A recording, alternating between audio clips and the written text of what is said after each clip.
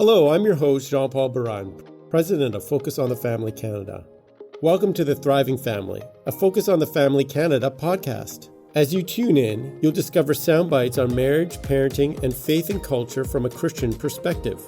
The Thriving Family podcast is made possible by generous donors who support our ministry. In this season of the podcast, we're talking about healing scars. These are difficult and challenging topics, but I am so thankful to serve God, the great physician who has the power to restore all.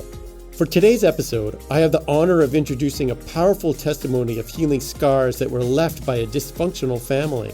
The family we grew up in, our family of origin, has an undeniable impact on our lives. It can affect how we see ourselves, how we see the world, how we interact with others, and our expectations of marriage and parenting. Tina's story is told with brutal honesty, and I want to thank her for bravely sharing with us. I hope you are encouraged by Tina's testimony of finding healing and hope. Please note that this testimonial mentions abuse and is not suitable for children.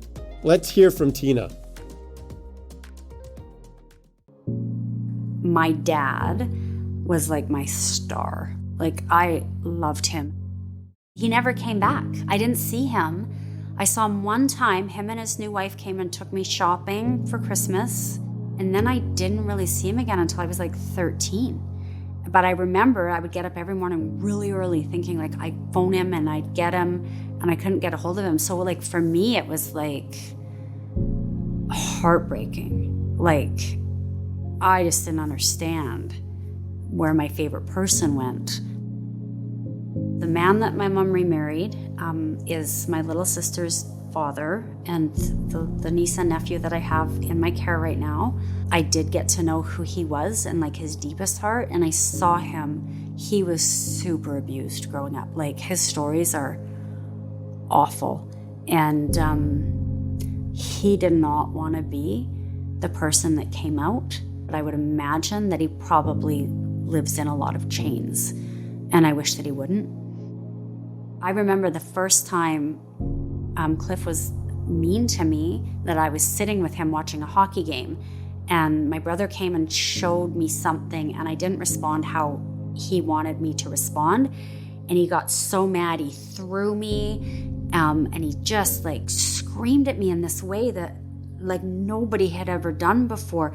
I just remember the lump in the back of my throat and being so confused about this moment, because I never saw anything like this before. I left home when I was 16 because of abuse, and I just thought anybody could do better than this, and I was so wrong. I ended up homeless. I'd break into apartment buildings to sleep in the stairways at night in the winter. I was in Prince George, and I was living with a drug dealer, and his brother was a pimp and a drug dealer, and the girl was a prostitute, and I was in that life, and I was next. They were actively grooming me when God rescued me. All I knew was life is being poured into me, and a drowning man will always grab that lifeline, right? So there was life somehow coming in, and I was gonna take it. It was within just a few months, I ended up pregnant. My mom phoned me, and she said, you have options, and one of them is abortion. And I was I couldn't breathe. And then I became so strong that when Jerry was insisting that I was going to have an abortion, it was just a hard no. I'm probably going to be stuck with you forever, but I'm not having an abortion. And he beat me so badly, I couldn't move for 2 weeks one time, but it was still a hard no. You can't have that kind of strength unless the Spirit of God moves upon you. You can't. And I was this is I guess I'm going to take every beating. And I would just sit like this to make sure that the baby was safe.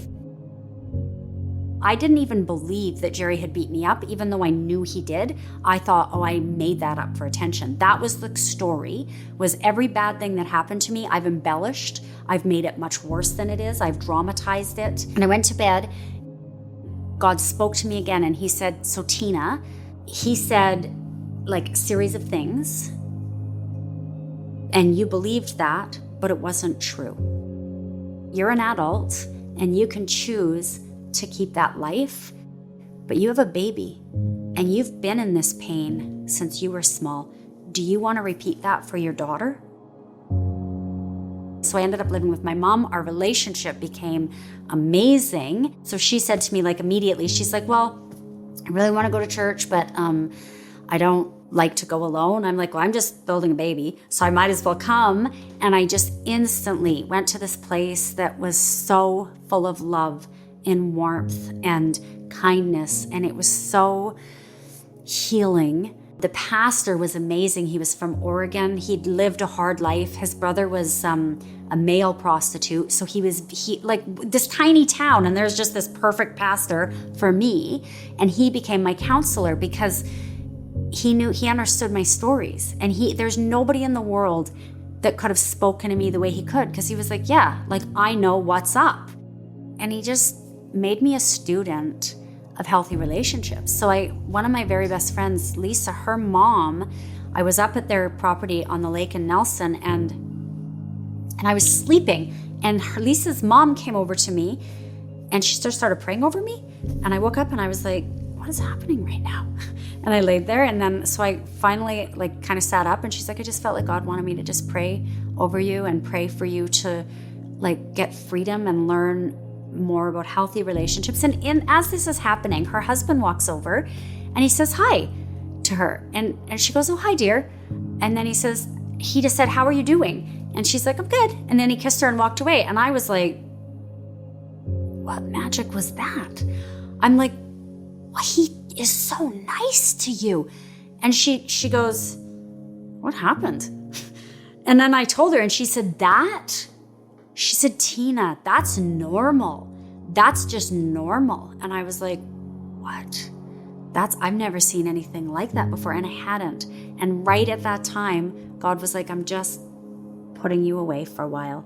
And he just only exposed me to people that were living in really healthy relationship with him.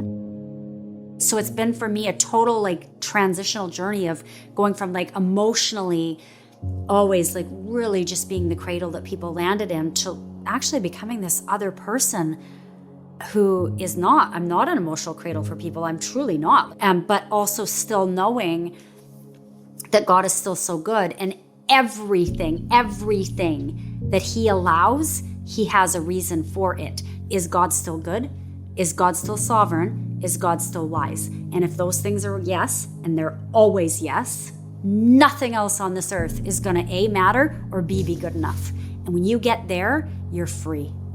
You're free. And no matter how hard tomorrow is, you're free. He is our great reward. He told Abraham, right? He said, he didn't say, I'm coming with your reward. I have your reward in my hands. He said, do not fear. I will be your great reward. And that is always the truth. Being still is the hardest thing we can do. Just be still and watch, because he is doing a great and wondrous thing that we could never conceive. And he's still doing it. He's never stopped doing it. So just be still and trust.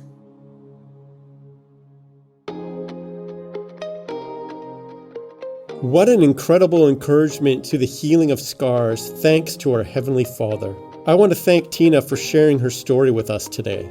Because we all have family of origin, we created a free 12-page digital booklet on this subject. In it, you'll find advice to help you begin to unpack how your family of origin has affected you, and how you can find freedom from unhealthy patterns like codependency and addiction. If you would like to talk to someone about your experiences, you can get a free one-time consultation with one of our registered counselors at Focus on the Family Canada. Follow the links in the show notes from today's episode for these resources.